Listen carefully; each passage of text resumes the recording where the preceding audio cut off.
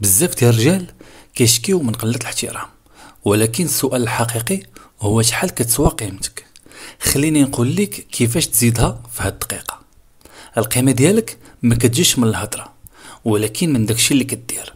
خاصك تعلم مهارات، طور راسك، وتكون عندك مبادئ ما كتبدلهاش على حسب الظروف.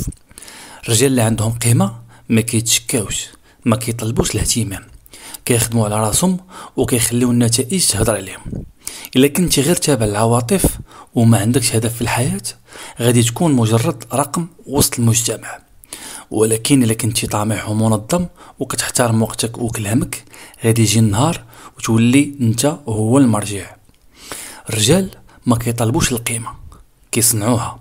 وانت شنو درتي باش تزيد قيمتك؟